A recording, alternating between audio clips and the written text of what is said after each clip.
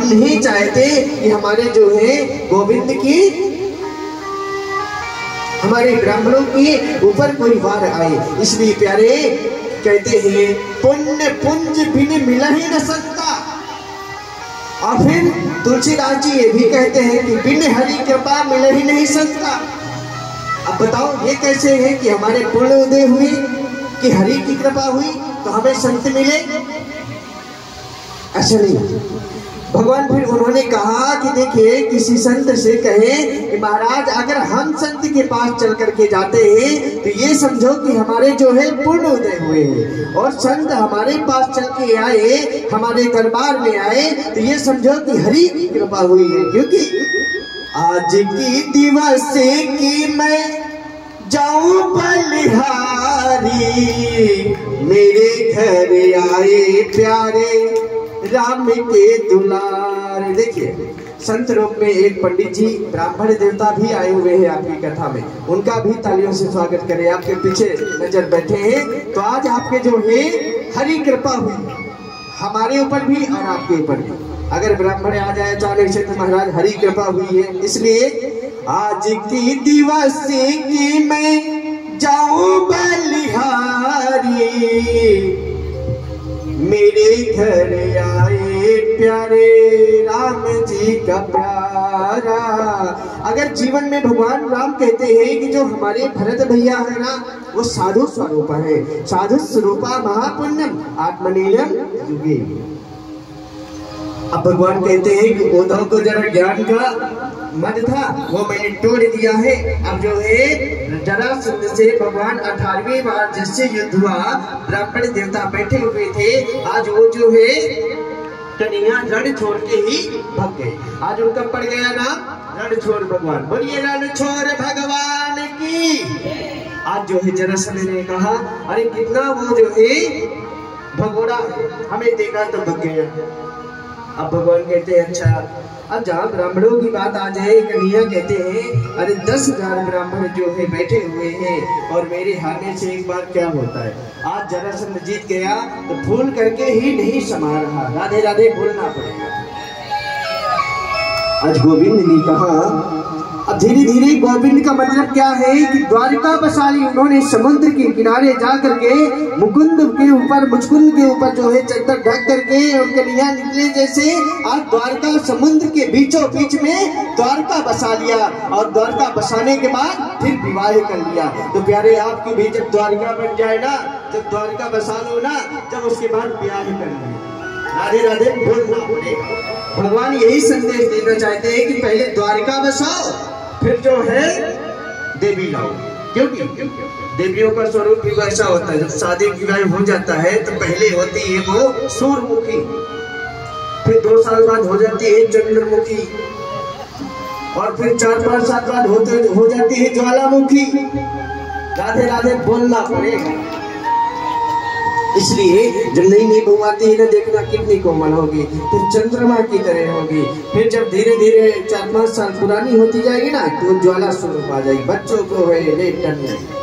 इसलिए मैया 3 रूप होते हैं, काली सरो भद्रा ही भद्रा जनम ब्रजे। अब भगवान कह रहे हैं आप लोगों को संदेश दे रहे हैं प्यारे कि मैंने द्वारका बसाई, जब इसके बाद अपना ब्याह करो। अब 4 प्रकार से ब्याह होता है। अब भगवान जो है अपनी द्वारका में रहने लगे, भाव के साथ वहां के राजा हो गए। आज कन्हैया की हमारी उम्र हो गई 25 वर्ष की। फिर इधर जो है गोविंद ने देखा एक जो है भीष्मक जो है भीष्मकुंडनपुर गांव में भीष्मक राजन थे। राधे राधे बोलना पड़ेगा प्यारे।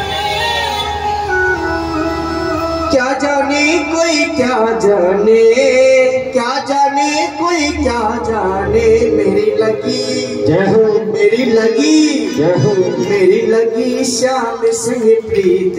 भैया इतना भजन सुनोगी तो कथा कहाँ रहता है। इसलिए गाएंगे अभी नहीं, आप लोगों को भजन सुना के जाए, पर मैया थोड़ी सी और है वहाँ पे ध्यान दे दो। फिर आपको जो है ना वृंदावन यहाँ से ले चलेंगे, वहाँ आपको दिन भर जैसा आप कहेंगे वैसा भजन सुनाएंगे, ठीक है ना। ओनली सिर्फ this is my promise 10 minute. अब अब महाराज जो कन्हैया कहते हैं कि प्यारे आज द्वारकापुरी में रहने लगे, आज द्वारकापुरी में रहने लगे।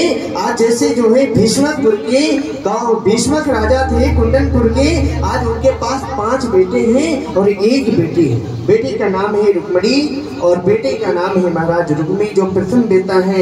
आज जो है धीरे धीरे करके उनकी रुक्मी के जो है मन में विचार आया कि मेरी बहन विवाह के योग्य हो गई है, इसका विवाह करना चाहिए। और नारद जी मेरी कन्हैया की मेरी गोविंद की कथा सुना सुना करके रुक्मणी जी अपने मन में हृदय रूप में कन्हैया को मेरे सांवरी को अपना पति बना बैठी थी।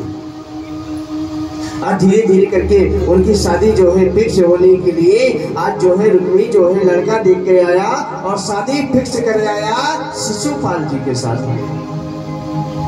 भगवान की 4 प्रकार के विवाह होते हैं भैया।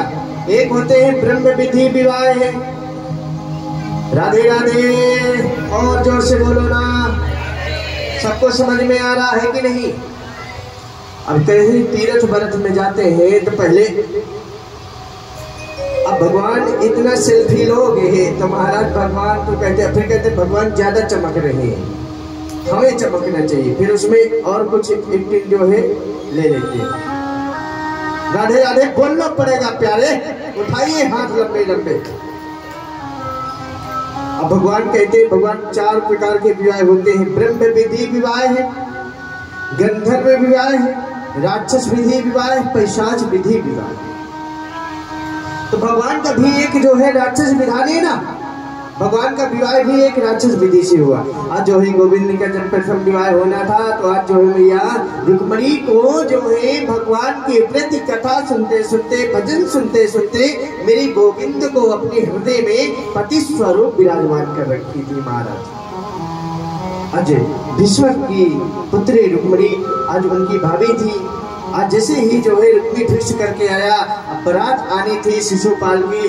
जैसे ही रुक्मणी जी को पता चला, आज रुक्मणी जी ने अपनी भाभी से कहा भाभी मैं ब्याह नहीं कर सकती क्योंकि मैं अपने हृदय में अपने कृष्ण को पति मान बैठी हूँ। इसलिए मैंने उसे देखा तो नहीं पर मैंने उसकी कथाएं सुनी, उससे प्रेम है इसलिए मैं उसको अपने मन में ही पति मान बैठी हूँ। इसलिए भाभी मैं किसी से विवाह नहीं कर सकती। भाभी ने कहा एक तुम पत्र भेजो कन्हैया को। आज कन्हैया एक ब्राह्मण आते थे, कन्हैया का भी काम कहते हैं भैया कौन किया? बोले मंत्र कौन बोला? बोले ब्राह्मण महाराज।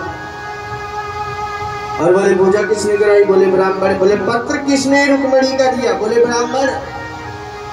अच्छा अब जो है ब्राह्मण सुदेव नाम के ब्राह्मण थे। आज जो है रुक्मणी जी ने उस पत्र में जो है उनको दिया कि ये कृष्ण के पास पहुंचो। आज वो पत्र के लिए सुता ही सर्वम सुता प्रपाहे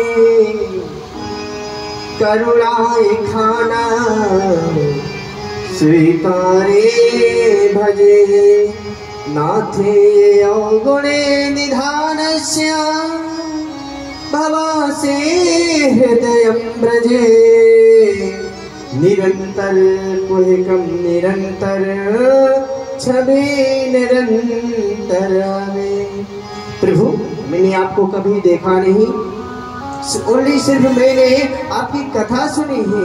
आपसे कथा सुनते सुनते आपके चरित्र आपके भजन सुनते सुनते मुझे प्रेम हो गया है। पर आप सोचे प्यारे ये सुंदर नहीं है तो मैं सुंदर भी हूँ। आप सोचे ये जो है बड़े घर से नहीं है तो मैं कुंदनपुर के भीष्मक की बेटी रुक्मणी हूँ।